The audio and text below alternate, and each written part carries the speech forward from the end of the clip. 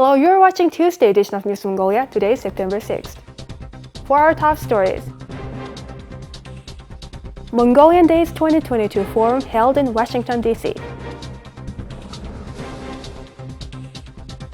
Ulaanbaatar's water consumption exceeded sustainable limits. More Mongolian parents are teaching their children raised overseas their native language. For other news, stay tuned.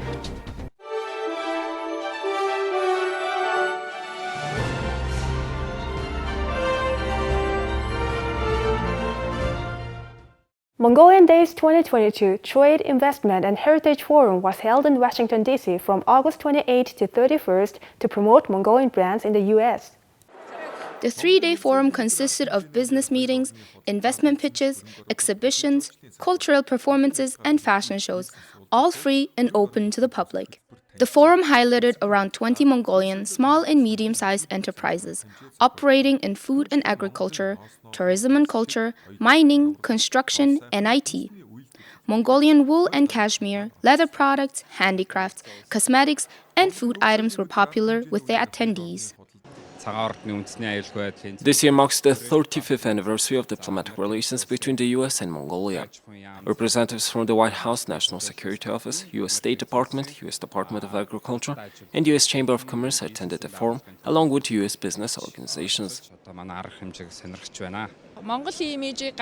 Our brand is happy to be part of this initiative, which unites Mongolian brands. It has a promising future for introducing Mongolian brands to overseas markets. I think the forum created a new opportunity for us and other young Mongolian brands and startups. U.S. know-how on supporting small and medium-sized enterprises and drawing overseas investments was also shared during the forum. Around 300 guests from the U.S. and Mongolia participated, resulting in over $100 million in sales. The next Mongolian Days Expo will take place in October in South Korea. A Mongolian family returned to Mongolia after living in South Korea for 12 years. Helping their children become proficient in Mongolian became a priority. Chimbat has 3 daughters who were all born in South Korea. When it was time for their daughters to attend school, Chimbat and his wife faced an important decision: to let them go to school in Korea or start their education in their native language. Ultimately, they chose to return to Mongolia to enroll their daughters in Mongolian schools. I heard from my friends that children face more difficulties when they change their language in the middle of their school years. They also seem to struggle to adapt to the Mongolian environment, since there's a lack of educational resources for children who grow up with different languages. Chimbat and his wife realized their girls were more drawn to Korean culture as they grew up. They spoke Mongolian at home to make sure their children didn't forget their mother tongue. Coming to Mongolia felt like coming to a foreign country, but I got used to my new lifestyle. There are thousands of Mongolian children who are being raised overseas. When they come to Mongolia, the language barrier is their number one issue. We offer online classes for more flexibility. Our lessons aren't only about the Mongolian language. They also include Mongolian culture and traditions to make them better people. Preserving the Mongolian language is a key pillar for conserving Mongolian culture. Parents take their own initiative to pass their spoken language on to their children, but children's literacy skills often fall behind in the home learning environment. More parents want schools to address these challenges. Ulaanbaatar has 7 sources of water for its 1.4 million residents, but researchers say the city is facing the risk of a water shortage due to high consumption. In 2015, the sustainable limit for the city's daily water consumption was estimated at 256,000 cubic meters. As of today, city residents are using over 400,000 cubic meters of water per day. Ulaanbaatar was first built for 6,000 residents. Today, twice that number of residents are living in the city. 90% of the country's factories are also concentrated in the capital city. These factors are the cause of the issue, and the main solution could be built water storage facilities. The Water Supply and Sewage Authority reported that city residents use around 150 million liters of water per day, but this number only accounts for apartment living. The water consumption per Gir district residents and people living in the city's outskirts aren't being measured, since they're tapping into groundwater. 70% of the city's water supply comes from groundwater resources. Those are the zones out of our control. Families at their summer camps use water from wells they've dug. That water usage is beyond our measuring capacity.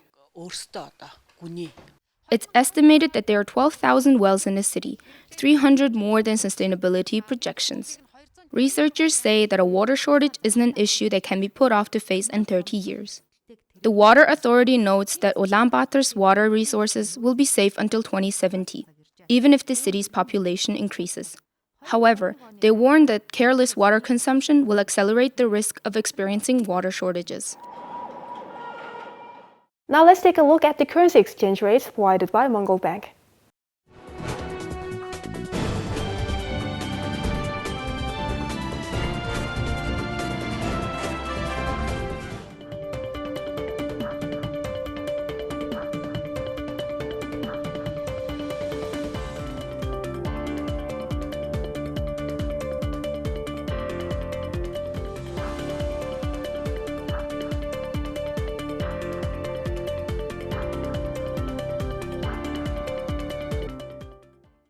Basundam became a powerlifting world champion at age 75. Today, at 79, he is still promoting an active lifestyle. Regular exercise is a good way to prevent cardiovascular disease, particularly high blood pressure, which is a common cause of death for older people. Former gymnastics coach Basundam learned the value of exercise at a young age. In middle school, he trained in traditional Mongolian wrestling. At university, he practiced gymnastics and athletics and became a gymnastics coach after graduation. In his later years, he started powerlifting. Muscles don't age when they are active, and regular exercise even postpones aging. Muscles hold our bones together. Less developed muscles can result in a skinny or obese body. Maintaining a healthier weight increases one's longevity when combined with proper sleep and eating habits. In 2018, he won gold medals in powerlifting at the World Championship and Asian Championship. His life has always been connected to physical activity. Basundam will be entering his 80s full of vigor and is setting a good example for how movement postpones the aging process. My grandpa gets up at 4 a.m. and does a gentle warm-up before breakfast. After breakfast, he takes a 2-hour nap. Then he sets off to work, and this is his daily routine. At 4 p.m. he goes to the gym and coaches his students. At 8 p.m. he comes home to rest. In addition to being devoted to an active lifestyle, Basundam abstains from alcohol and cigarettes and has a vegetarian diet.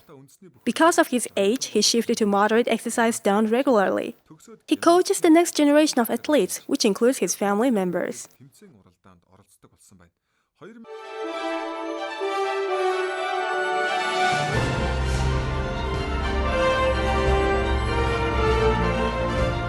Here comes the international news from our partner agencies.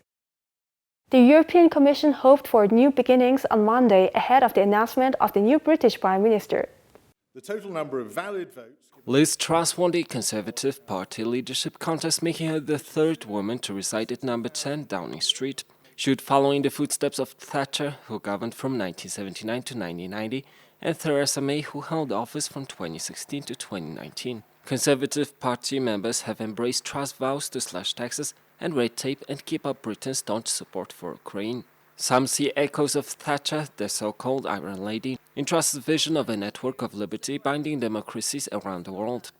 To critics, Truss is an inflexible ideologue whose right-wing policies won't help Britain weather the economic turmoil set off by the pandemic, Brexit and Russia's invasion of Ukraine.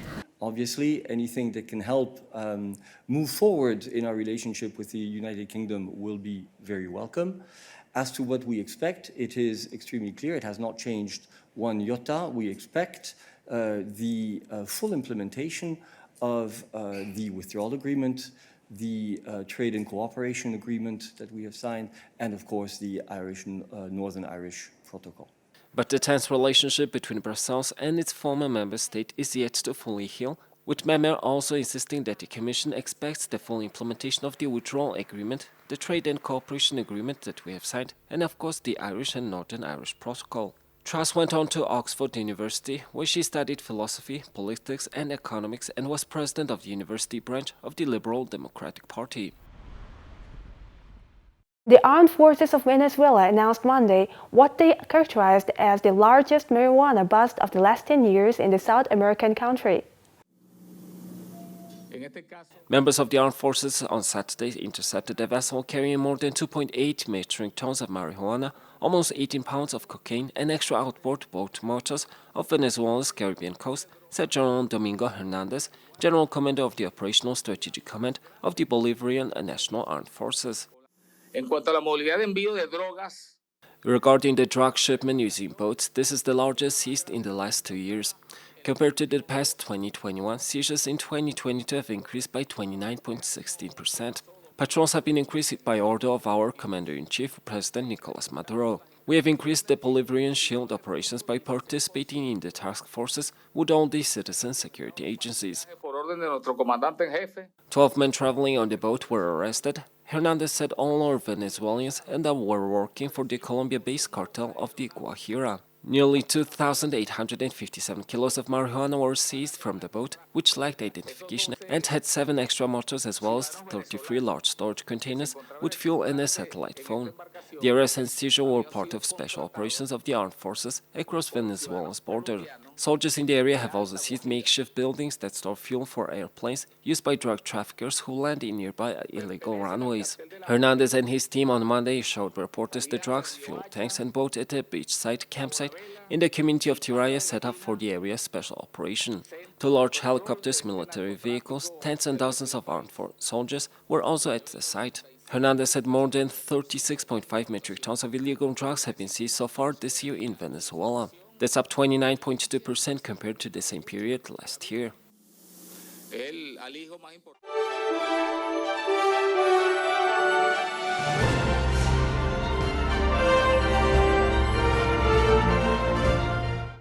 Now let's take a look at our regular feature on sports. Rafael Nadal has been beaten in a Grand Slam for the first time in 2022, losing to Francis Tiafoe in the US Open 4th round. American Tiafoe thrilled the home crowd with the win over 4-time champion Nadal in New York. The defeat ended the Spaniard's bid for a record-extending 23rd major singles title. Nadal led the 4th set 3-1 before Tiafoe hit back, winning 5 games in a row to secure his quarterfinal spot. He will face Russian 9th seed Andrei Rublev for a place in the semifinals at Flushing Meadows. Tiafoe seeded 22nd threw his racket to the floor and covered his face in disbelief as his victory was confirmed by a netted Nadal backhand. After thanking the crowd, he covered his face with his towel, taking in the atmosphere on Iraq's Arthur Ashe Stadium. I don't even know what to say right now. I'm beyond happy. I'm almost in tears. I can't believe it. Can't believe it. He's definitely one of the greatest of all time. Yeah, I played unbelievable tennis today, but I really don't know what happened. The result means that Marin Cilic, who won the 2014 US Open, is the only Grand Slam singles winner left in the mass draw. Cilic plays Carlos Alcaraz in Monday's night session on Arthur Ashe Stadium, with the Italian 11th seed Jannik Sinner taking on unseeded Belarusian Ilya Ivashka.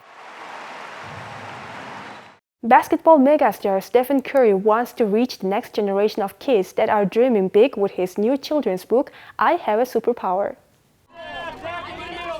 On nearly every basketball court around the world, from the NBA to an elementary school gym, there's a good chance you'll see players regularly attempting three-point shots. There's one man credited with transforming basketball from must-see dunking to must-see sharpshooting, Stephen Curry. But the man who broke the NBA's all-time three-point record last season is setting his sights on new challenges, children's books. Yeah, very excited about this project. This is a long time in the making.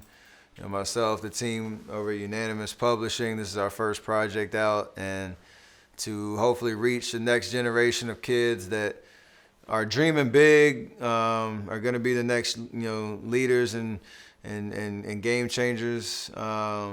We want them to be inspired. We want them to be able to set their sights on what they want to accomplish in the world and really believe that it's possible.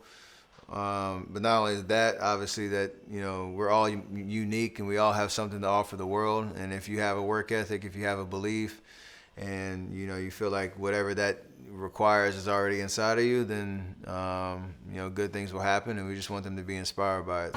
According to a press release, the book, illustrated by Jennifer Powers, offers young readers an empowering message that you don't have to be the strongest, fastest, or even tallest kid on the court. So long as you have heart, any goal is achievable through hard work and determination. Curry says that part of the idea to write their children's book was inspired by seeing his own kids, who have fostered a love for reading. The NBA megastar also took a moment to chat about the upcoming NBA season. Despite being the defending NBA champions, most of the season has focused on the drama of the Brooklyn Nets involving Kevin Durant and Kyrie Irving, along with the soap opera of the Lakes. Here comes the weather forecast for the world's major cities.